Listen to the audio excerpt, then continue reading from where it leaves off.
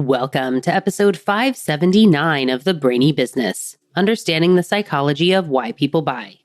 In today's episode, I'm excited to introduce you to Goldie Chan, author of Personal Branding for Introverts. Ready? Let's get started. You are listening to the Brainy Business Podcast, where we dig into the psychology of why people buy and help you incorporate behavioral economics into your business, making it more brain-friendly. Now here's your host, Melina Palmer. Hello, everyone. My name is Melina Palmer, and I want to welcome you to the Brainy Business Podcast. When you hear the term personal brand, do you get excited or exhausted? It's a term you've heard and maybe you've embraced it, but there are lots of people out there who are skeptical about personal branding, to say the least, and maybe they think it just isn't for them, especially if you work in an organization. You might think, do I really need a personal brand, or is that just for influencers? Whether you like it or not, you have a personal brand, so you better think about it. And the great news is, even if it doesn't feel like your jam, if you are the most introverted of the introverts and feel like you'd rather do anything other than think about that personal brand, hopefully this episode is going to help open you up to the idea and its value, at least in some part. And if you love personal branding, I bet you're going to learn something new from my guest today, and that is Goldie Chan. She is a brand strategist and author of Personal Branding for Introverts. She works with major brands like Adobe and Microsoft, helping them build brands that connect community and tell a story. She also built her own personal brand as an introvert herself in a really unique way, creating more than 800 consecutive daily LinkedIn videos before that was the thing people were really doing. And that opened the door to opportunities like writing for Forbes and speaking around the world and so much more. In this conversation, we talk about what personal branding really means, how to think about the next version of yourself without getting boxed in by who you've been before, and why introverts may actually have a powerful advantage in today's digital world. Goldie's also going to share a super useful exercise around identifying your 3 golden keywords, which can help you get more clarity on what you want to be known for and how to consistently show up in alignment with that. So get ready for that insight and more. If you like to take notes, get that pen and paper ready. As you listen, I want you to keep this question in mind. What do you want people's brains to remember about you? And how intentionally are you shaping that and showing up in that way today? Really quickly, before we get into the conversation, I want to be sure you know there are links in the show notes for my top related past episodes and books, ways to get in touch, and more. It's all within the app you're listening to and at thebrainybusiness.com/579. Now let's jump right in. Goldie Chan, welcome to the Brainy Business Podcast. Thank you so much for having me. I'm so excited to be here. Yes, I'm very excited to have you as well, and for the audience to learn from your amazing insights. For everyone who does not yet know you, can you share a little bit about yourself and the work that you do? Yes. So I am a brand strategist. I'm also an author of Personal Branding for Introverts, which I'm sure we will go into. I also partner and work with a lot of big brands like Adobe, Microsoft, etc., really thinking about how to build brands that connect community and tell a story. We love storytelling here at the Brainy Business, so that is awesome. What's the background? I know you have a I'm going to say diverse background. Like you have an interesting, not non-linear life, and I love that in general. But can you share a bit about the background of the life that is Goldie? Yes, absolutely. So I worked in digital marketing, really behind the scenes for over a decade.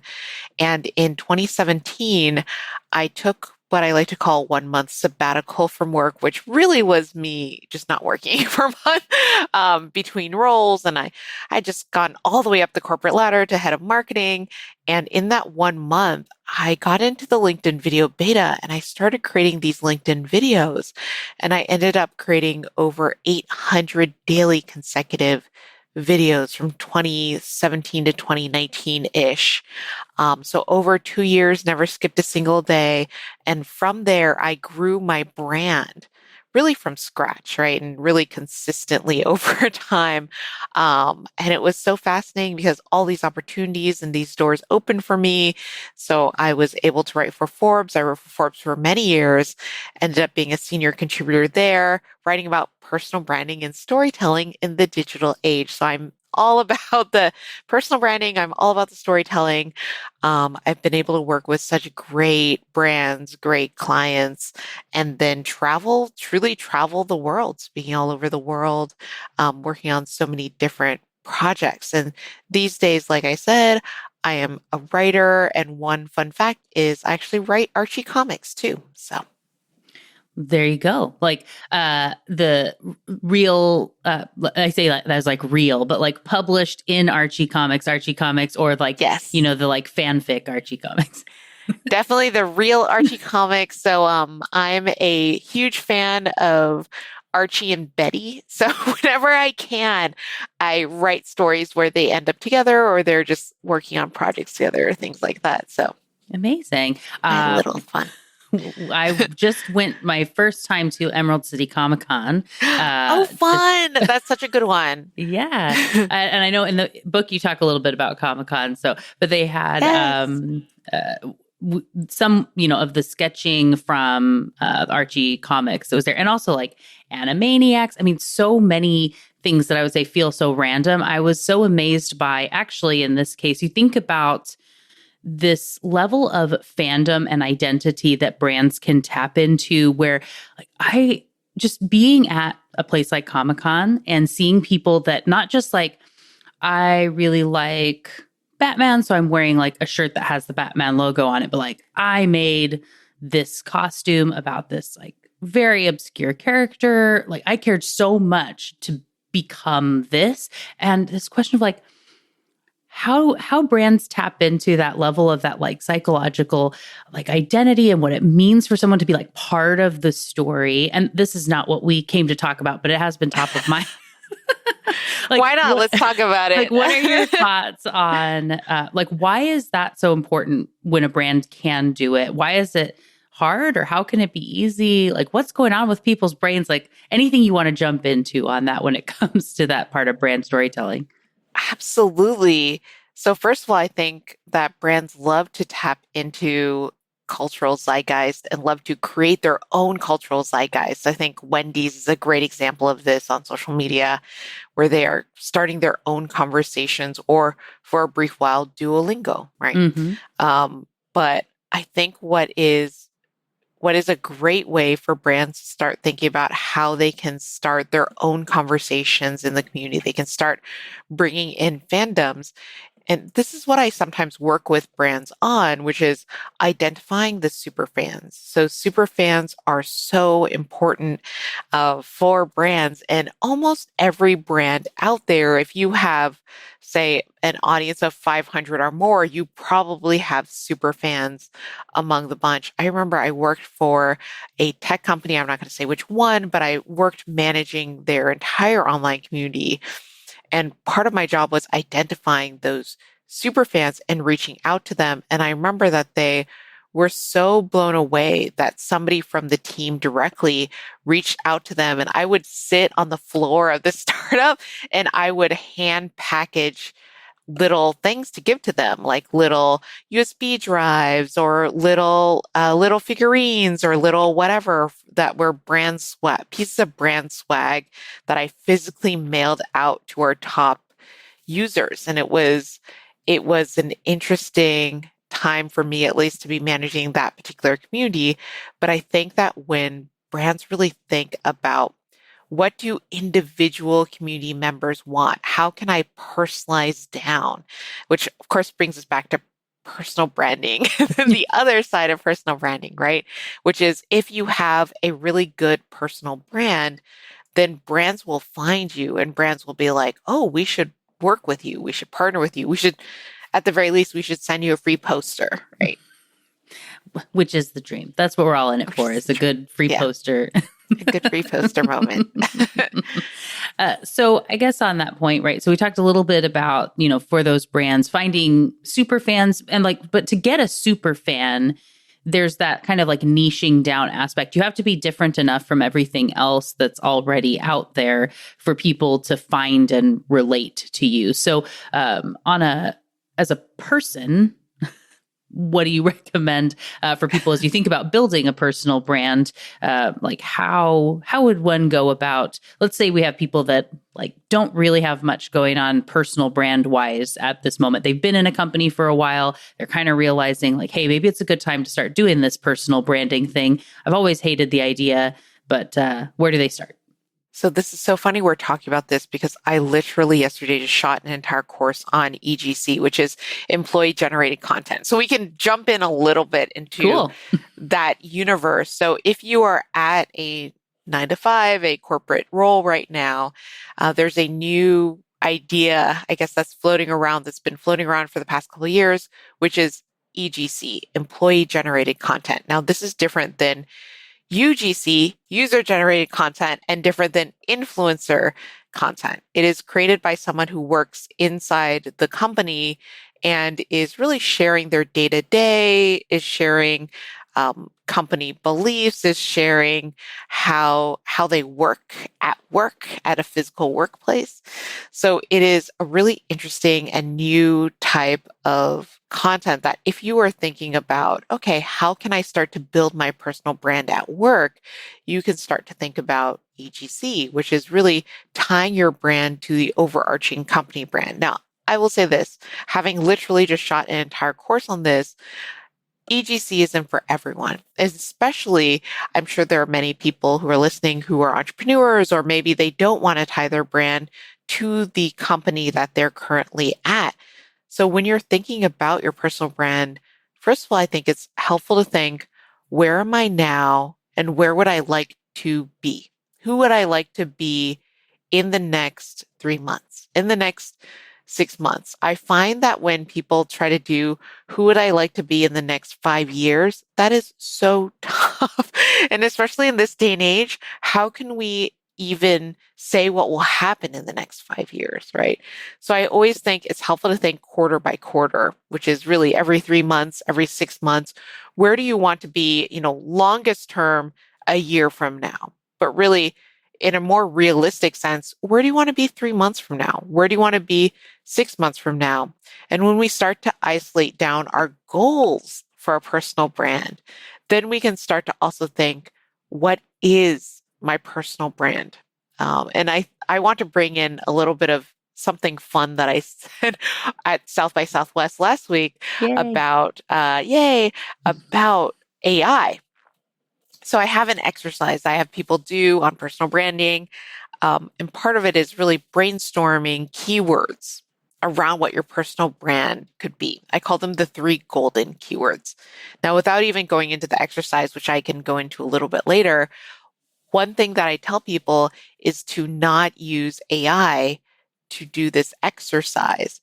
And it surprises people the reason why. So the reason why I don't have people use AI is not necessarily even a moral judgment against using AI in that case, but it is a forward-thinking reason. So AI can only tell you through all of the different LLMs that it uses and whichever AI you use, it can only tell you previously who you've been, right? Because it only has previous data. And it can guess potentially in the future, it can try to extrapolate who you might want to be, but it will always be a linear line. It will always be data points that make sense. But if you say currently are a project manager, but you'd love to become a chef, and you never post content or you never share about how you love to be a chef, you never share that publicly in a way that an LLM could scrape that, then it will never know that you wish desperately to become a chef because only you know that in the back of your brain. So whenever I'm thinking about personal branding, especially from the most core elements of a personal brand, I like to say, take some time, use literally a notebook, I love Post-it notes. So I have them even on my desk. So use Post-it notes, use a physical notebook, go very analog, and write down the ideas of what you potentially want to be, and do this without the internet, right? Do it without AI and just see what ideas start to come up for you. And so let's dig in a little bit on I know you said we could talk about those kind of golden keywords later, but we're in it now. It's a good opportunity to chat about it a bit. I think building on what you were saying there, the other thing is like when we look at giving people something like a reason to follow you, what AI is going to find when it goes is like what has worked for other people and what it feels like their brand is now versus how they built some of their following. And if that thing already exists, they don't need you. I mean, there are a lot of people that talk about the same kind of thing and are just carbon copying, what someone else is doing. And you can build a following that way, but if you have some sort of idea or a thing you want to share, like you said, if you don't want to be the project manager anymore and you want to be a chef, like why? Like, what is it about this that you're so interested in? And what makes you uniquely interesting? Like project management going into being a chef is like how to build a better restaurant that has proper planning. Like so many businesses, so many restaurants go under. I'm going to help use my project management experience to buy the right ingredients at the right time. And I'm going to help teach you how to do it. Like, that's interesting. I bet there are a bunch of people that would want to check that out, right? But like AI is not going to come up with that. And there are exactly what I like what you just brought up, which is the transferable skills, right? Being able to see the different skill sets that you have from role to role to role. A talk that I've been giving a lot this year is future-proofing your personal brand. And the reason why people are so interested, of course, especially this year for this talk, is that people are pivoting more than ever.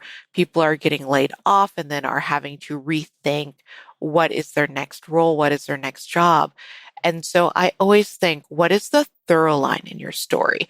What is that red thread that connects all of the different dots in your story, in your career? So while you might think that project manager and chef are two very different career trajectories, which they may be connected by the way that you are methodical and very thoughtful and etc. And so let's go into that exercise. I do a lot with my clients, the 3 golden keywords. So I like to say, what are your soft keywords and what are your hard keywords? Your soft keywords are adjectives and your hard keywords are nouns. So the soft keywords might be inquisitive, warm, thoughtful, right? And your hard keywords might be project manager. They might be writer, right? They might be podcaster. So those are the job roles or the job functions that you want. And maybe they'll be broader and bigger than that. Maybe it's leader, which I work with a lot of director level and above people. And a lot of times they don't necessarily want a physical job title. They want to be known as a leader, right? They want to be known as somebody who is a preeminent expert in their field, which is a very different kind of noun than digging down into the physical job type. So when you do this exercise, you are supposed to do 3 keywords total. So preferably 2 from the soft keyword side and 1 from the hard keyword side. And you start to filter your personal brand through these keywords. And we filter it and thinking about it like I think about Oregon Trail. Yeah. Thinking about, I often think of Oregon Trail. They often think about dying of dysentery. No, but I often think about a wagon wheel, a wooden wagon wheel, right? Which has a center hub and then it has wooden stakes that come out of that center hub. And the center, the hub of this wagon wheel is your personal brand, is those 3 golden keywords. And all of the different stakes that come out of that hub are the different ways that you express that. So perhaps you are a volunteer at your local Little League, right? At your kids' Little League. But perhaps you are also, once again, a project manager who hopes to be a chef. But through all of this, perhaps one of the things that people know is that you are very organized, right? And that part of your personal brand is apparent throughout every single piece of work or volunteer work or life that you go through, is that you are a very organized person and everyone knows that about you. And that is the power and the beauty of a personal brand, is that you can take these ideas of the core version of you and transfer them and bring them along the journey of going through different career ideas and career roles. And so as we think about that, so you pick your words. So I'm assuming in the way that this goes down, right, is so I don't just like only write 3 and then I'm done, right? But maybe I'm going to write 25 or whatever, and then I'm going to filter down to pick my 3. Yes. So the number that I give my clients is 50. I always tell people, I love doing I do question storming with people, and it'll be like, I know you think you've got like 3 questions. I want 100, right? Like, yeah, you want 100. The reason why you do 50, and I'm sure you agree with this because you just talked about it, is just psychologically, because we're here and we're going to talk about it. It's helpful to dig really deep. So even though a lot of times my clients can't always get to 50, by the time you get to 35, 40, 45, you're uncovering some deep truths about yourself. And that always is helpful. So, and for when I'm not necessarily working with my clients, but I'm doing a workshop or whatnot, I'll do 20, I'll do 25, because that is usually a pretty easy number to hit. But yes, when you get to 50, I like to do 50 because then, like I said, you get surprises. You get things that people didn't think that they wanted to do with their lives, but it suddenly comes out of the blue.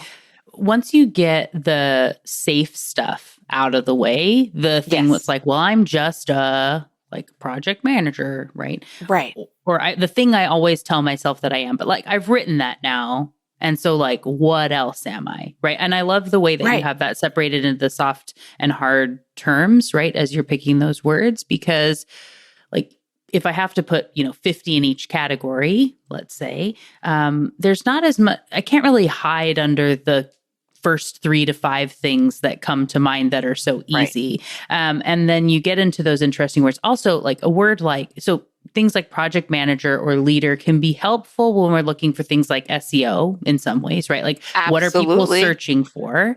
Absolutely. But if everyone in the world is listing themselves as a project manager or a leader, like we also want to be a little bit differentiated. And so what's kind of the balance now? So if we're picking what our words are, how much is based on like what I really want to be? And these are my 3 words, and algorithm be darned, right? As that goes out there. That's so ridiculous. I would never say darned, but for the sake of not getting banned in podcast land, we don't say the real good words around here. Okay. So if we're saying like, forget the algorithm, I just want to be what I want to be. Right. And I'm going to own these things, and the audience will find me, like maybe. And there's like SEO balance. Like, what advice do you have for people there? Yeah. So I think that, especially when we think about SEO, and what is fascinating about, once again, not to bring it back to AI, what's fascinating about AI now is that people are finding more people through AI, right? So it's also, are you showing up in AI through different AI search engines? So I think it's really helpful to think also, once again, who am I now in this moment in time, right? Who am I now, and who would I like to be in 6 months? Now, if these 2 things are drastically different, this is when we have a transition period. But if these things are, if in 6 months you want to be really an elevated next step version of you, then maybe you adopt that idea now and place and filter your brand through that. Now, of course, I have to say, for SEO purposes, it is so helpful, especially on, say, a platform like LinkedIn. It's helpful to be very SEO optimized. So it's helpful to use terms that other people use, which I always see this, like I'll see fairy, I'll see ninja, I'll see like all these terms. And I always tell people when I give talks, I'm like, great for the whimsy, bad for the SEO, right? And I think that if you are posting and trying to level up your SEO game, it's really helpful to use terms that other people already use to define yourself by things that other people already understand. But if you want something that's outside of that box, outside of what other people are using, it's okay to pull together new terms. A great example of this from my own life is, so when I started creating on LinkedIn, the term LinkedIn creator just didn't exist. In fact, I think I still own the URL LinkedIn creator that I got in like 2017, and no one thought it was a real term. Even LinkedIn at the time didn't think it was a real term. And now they use it, right? They use it internally. And it's fascinating to me because I used that term before anyone else, and I was part of a group that did. But me and these like 20 people were part of a group that used this term very early, and people didn't understand it, nor was it necessarily SEO optimized because no one was searching for that term. But now that term is optimized. And so over time, because I have also done so much around it, I have become really entrenched in owning that term. And once again, part of a group of people who also now own that term. And it is interesting to also think about what are two or three words that already exist that you can then do a mash together. So like the word creator obviously already exists. The word LinkedIn already exists. The combo of the two of them, that's what did not exist before. So that's what I think is really interesting, is that you can make up new terms, but what's helpful is if they are, once again, real terms that already exist and are what people are currently searching for. And just to clarify for, as people are having to narrow to their 3 words, would LinkedIn creator count as one word / term, or that is 2 words / term? So like if somebody's saying, I'm not just leader, I'm a thought leader, is that Right. 1 or is that 2 of our golden words? Yeah, so everybody's like, so it's only 3.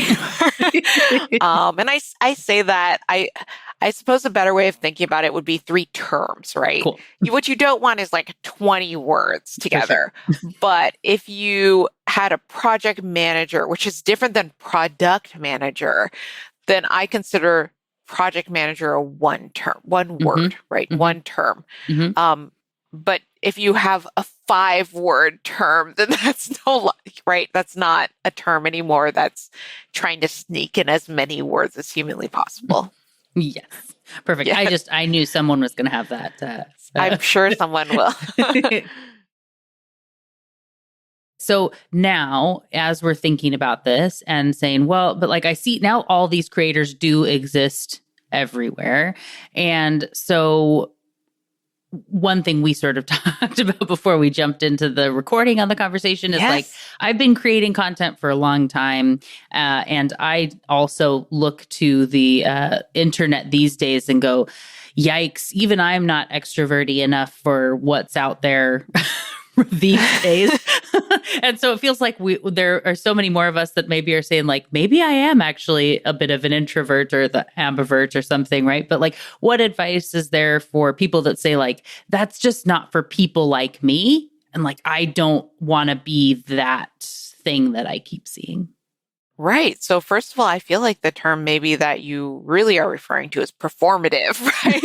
I think that so much of the internet these days is performative. So I do a little bit of an exercise with the physical copy of my book. So here's the copy of my book, Personal Branding for Introverts. But here's the fun physical exercise I do, which I will do right now on this podcast, which is when I think about the word personal, right? I think most people think of the word persona as being part of personal. And persona is the mask that we wear, which to me is really exhausting if we always have to wear a mask. But what I like to think about is the person in personal brand, which is the actual you that you bring to the table. It is the part of you that you should put into your personal brand instead of wearing a mask constantly, which is to me the performative aspect, the loud aspect of the internet where people, and I will say this, of course, there are extroverts who are not being personas at all, right? That's genuinely them day to day. They are that loud. They're that excited. They're that outgoing. But for so many introverts out there, we have to put on a mask in order to show up that way. And I personally believe that introverts do not need to do that, that we can show up because we have so many superpowers. We have so many strengths that are not simply the loudness. And I also, to combat that, I will say that I do believe also in loud introverts. I believe that introverts can be loud as well. But to go back to this idea, I think that introverts do not need to ever become extroverts or incredibly performative in order to be successful online. And one thing that I will bring up is I think the internet is so perfect for introverts because of asynchronous communication, because introverts do not need to necessarily respond right away in real time to things. They can respond in their own time. And I think that that is very powerful. Absolutely. And there's so much opportunity now where if you are an introvert any person that's good at drawing or some version of art and you don't want to speak on camera, like that's fine. Like all the videos of people just drawing. I love watching those, by the way. Frosting cakes and cookies. Yes, I also please. love ASMR personally. Yeah. I love good ASMR. I love good watching those videos of people crackling slime that's covered in wax. I love listening to the sounds of that. Sometimes I like watching the Korean mukbangs, which is like when they're eating the food and stuff. I'm more in the like cleaning things, right? So that like, this is such a disgusting pool. Like, let's power wash it. Oh, fun. Or cleaning someone's yard, right? And it's like this. So there's a guy, I think his name is Spencer, but like that he goes and finds these like overgrown houses or the yard is out of control and we'll like to ask the neighbors or whomever, like, does anybody even live here, and go clean. Yeah. And it just does like time lapse of him like doing all this work, and then you get to see the yard after, and it's like so nice to see the reveal and not have to actually do the yard work, because I don't want to do any of that. So there are lots of opportunities with the power of the time lapse, and you can just be putting music in the background, and maybe you do a voiceover, but it doesn't have to be you talking to the camera. And thankfully, we don't all have to yell and scream because, man, I feel like my kids only find and follow YouTubers that love to scream. Yeah, I think that there is also, we don't even need to start on kids content, because kids content is a whole different beast, and I have many thoughts honestly on it. But I think that save our dopamine anticipation brains, please. But that's what we'll say about that. Yes, I think that there is a lot of instant noise out there for kids and for adults, right? Because that content tends to grab us and then we're like, oh, what is this, right? But because we're in a world now where so much of that exists on such a higher, what feels like a higher frequency, literally a higher decibel level, to me, it's nice to think about things that are slow, that are analog. And also, I will give a very good pro tip for any introverts out there who have to go to conferences this year. One of the things that I personally like to do, and I recommend this to clients that I work with, is when you are at a conference to at least take 10 minutes every single day you're at the conference, and you're going to step outside, literally physically step outside. Unless you're in Vegas, which is, as we know, not always possible to do that. But step physically outside, breathe the fresh air, and for 2 minutes out of this 10 minutes, you're going to not be on a digital device. You're not going to turn on music. You're not going to look at your smartwatch. You're not going to look at a tablet. You're not going to look at your phone or mobile device. You're going to, for 2 minutes, be completely unplugged. Watch some cars drive by. Talk to the person standing next to you. You're going to not do anything digital for 2 minutes. And this helps reset and rewire your brain a little bit.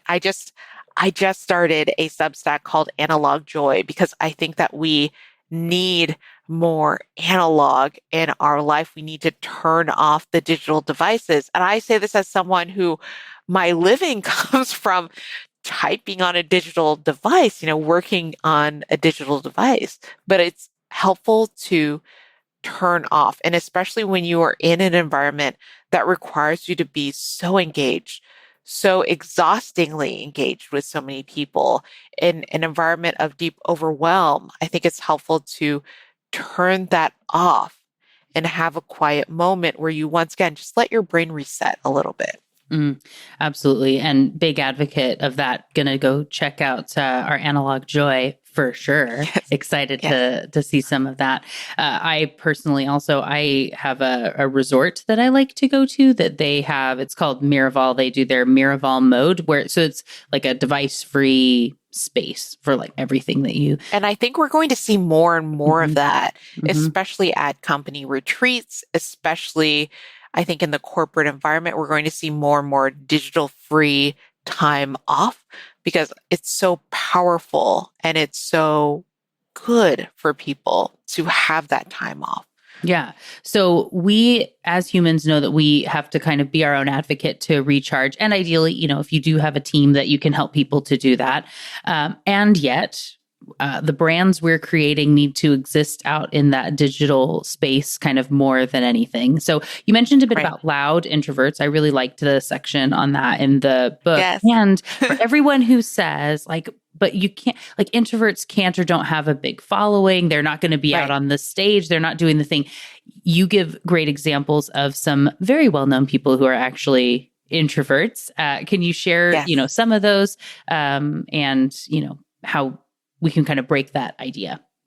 Absolutely. So I have a couple of great examples, and one of them being Keanu Reeves, which he's such a great example of an introvert who is excelling in his field, and he is not loud, but when he needs to be, he absolutely is loud, right? And he can perform, which is one of the loudest actions you can do, and he can show up and be very confident. And I think the beautiful intersection of introverts doing well is when they are confident when they show up. And one of my favorite catchphrases, and if you look on some sites that have GIFs, there's actually a GIF of me saying this, which is really funny. My favorite phrase is calm and confident. Because when you are calm and confident, you tend to show up in a way that people find honestly very attractive and is very, very good also for introverts to think about that, because I think so many times we confuse confidence and ego. And I always think of it as ego is when you go in the room and you shout who you are, versus confidence is you go in the room and you are who you are, right? You show up and you are exactly that person, and everyone in the room can sense, can see, can know that you're that person right away. Oh, I love that. I had multiple thoughts in there. One being, I was like, okay, there's the keep calm and confident on of Goldie. Yes. We can have some sort of poster for that for sure. But being a GIF that exists in the land of GIF, good on you. And I mean, so we got Keanu Reeves. I know that you also mentioned talking about Taylor Swift, Oprah. Yes. The amazing Goldie Chan also being an introvert with a large following. Yes. Yes. But yeah, actually, we can talk about Taylor Swift a little bit. So Taylor Swift, fascinating introvert. And she hasn't come out herself and said she's an introvert, but she certainly has all of the introversion traits, including one of them is having a very small, close circle of trusted friends and associates that she partners and works with. And this is something that I tell so many people, which is you need to have your close circle of people around you. And this is true of introverts and extroverts. You should have basically a small council of people that you trust. And these are the people that you go to when you have new business ideas. These are the people you go to when you're thinking about a career change.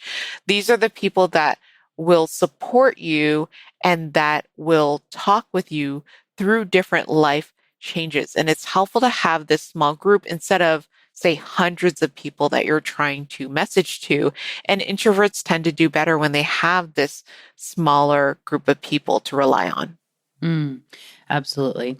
And so they can be loud when they're needing to be. But I love this idea too of being who you are, and that people can just see and sense that like I am me and this is what that means idea when you walk in the room. Actually, the thing that I was envisioning when you were saying that, or the character, in a way that we don't want to be terrifying, but the calm and confident piece was Miranda Priestley from The Devil Wears Prada, right? And where where Meryl Streep I think that's saying calm when she and chose, deadly, right? no, but she's very confident and calm, but there's that like quiet in it, but like that. But she's very quiet and she's very it's almost not underspoken, but she's very well spoken, right? Right. For who she is. And there's a reason why I specifically did not want the word quiet in my book title too,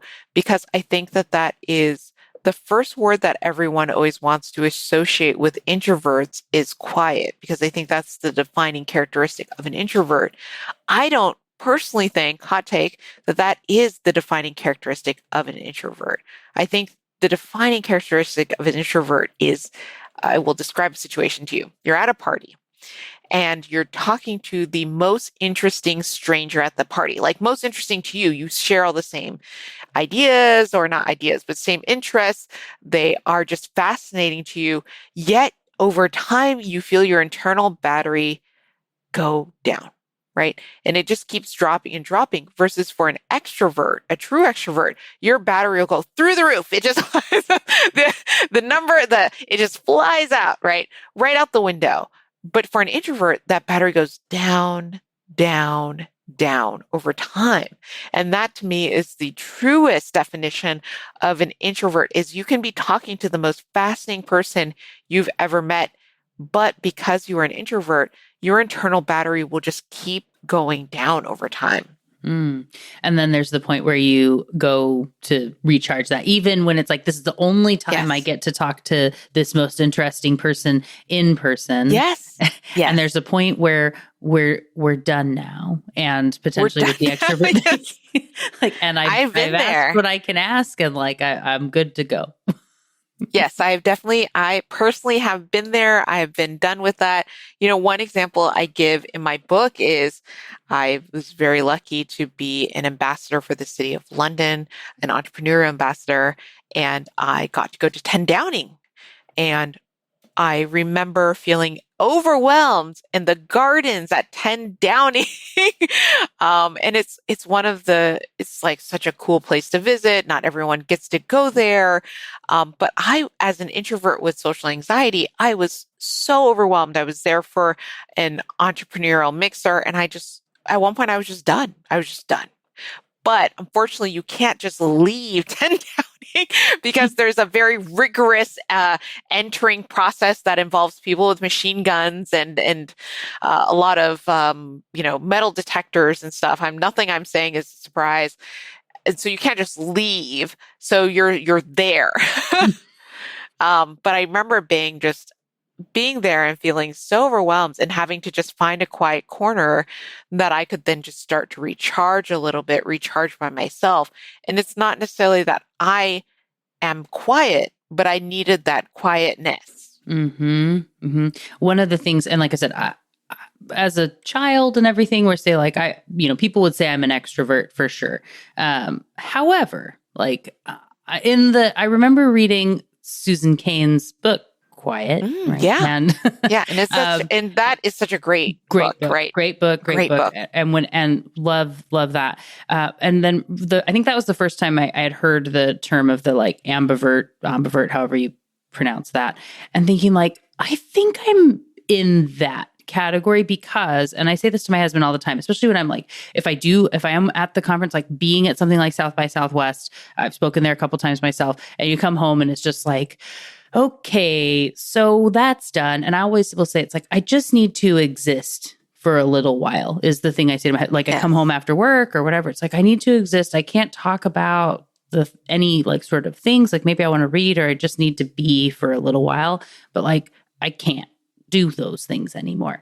And so that idea of finding, like sometimes you're in the middle of the conference, something like South by, which is long. It's like 10 days of all that stuff. And so having that tip of like, take those 10 minutes for yourself, take the nap in the middle of the day if you need it. You don't have to go to every session every single time. Like show up to the things you need to show up to. I did a show of hands. So I spoke this year at South by Southwest, actually around my book, Personal Branding for Introverts.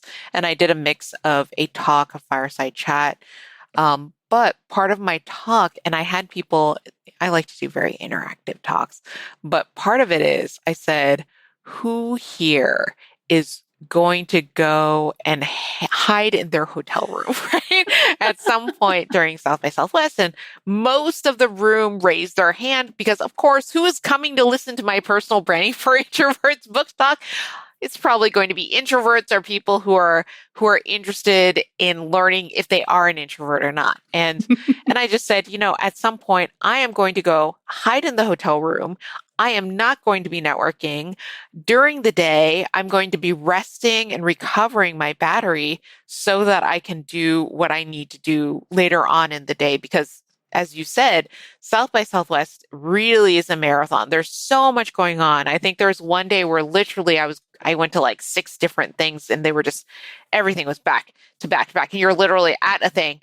Then you're there for 30 minutes. Then you're walking to the next thing and you're there for an hour or two. Then you're walking or taking a ride to the next thing. Mm-hmm. So it is a busy, busy conference. Yeah, but an amazing one. And so many wonderful people who have been on the show that have spoken there and some that were there this year and I didn't get to meet them in person.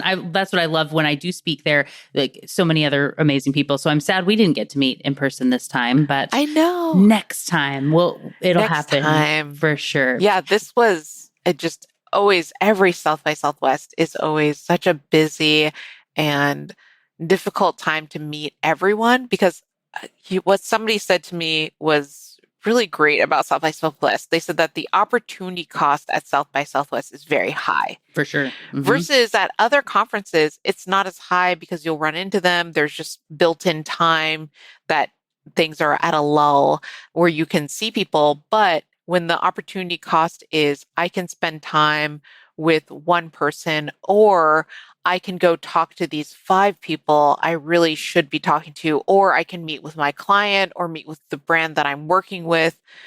You have to make these decisions sometimes that are really, really tough.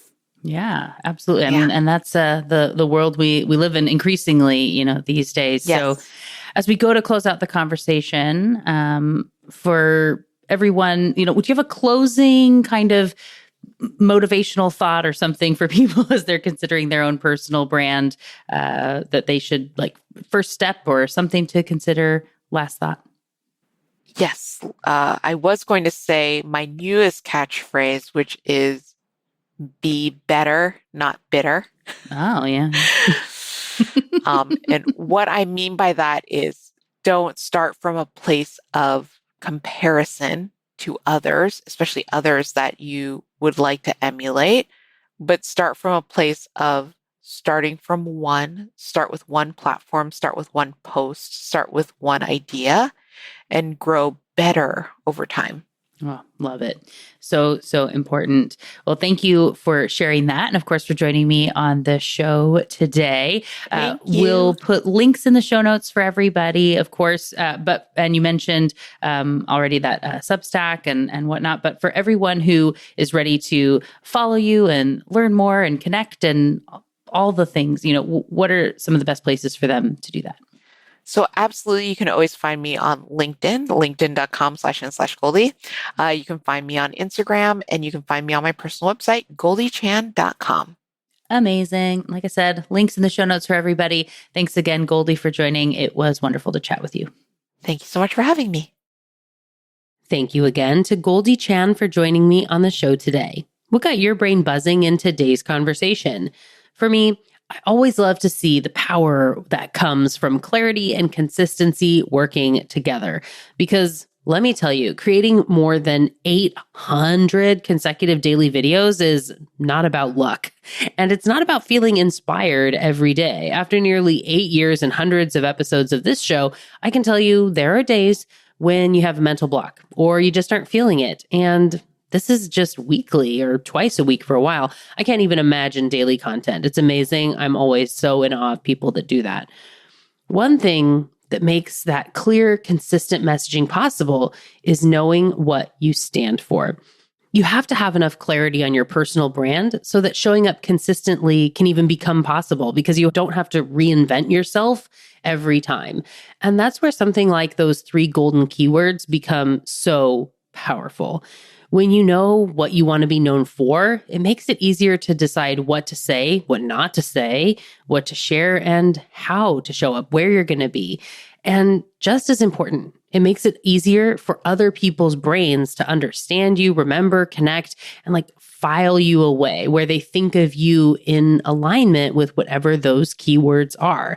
So to put it another way, clarity reduces friction, consistency builds memory, and you need both. And when they work together, your personal brand really starts to stick and do amazing things. Whether you're inside an organization, you want people to remember you and think about you in a positive way there, or you're looking to grow a platform on social media, or anything in between. Whether you're an introvert, an extrovert, or somewhere in between, there's space for you to build a thoughtful, consistent, personal brand that works for you and helps you achieve your dreams and goals, whatever they may be. And that might be one of the biggest opportunities we have right now. So my question for you is, what would become easier if you were just a little more clear and a little more consistent in how you show up? Whatever it is, come share it with me on social media. And of course, if you picked your 3 golden keywords, please do come share them with us as well. You're going to find me as the Brainy Biz pretty much everywhere and as Melina Palmer on LinkedIn. There are links in the show notes to make it easy to connect with us, as well as links for my top related past episodes and books, including personal branding for introverts, ways to get in touch, and more. It's all waiting for you in the app you're listening to and at thebrainybusiness.com/579. And thank you again to Goldie Chan for joining me on the show today. It was a delight to chat with and learn from you. Join me next time for another Brainy episode of the Brainy Business Podcast. It's going to be a lot of fun. You don't want to miss it. Until then, thanks again for listening and learning with me. And remember to be thoughtful. Thank you for listening to the Brainy Business Podcast. Melina offers virtual strategy sessions, workshops, and other services to help businesses be more brain-friendly. For more free resources, visit thebrainybusiness.com.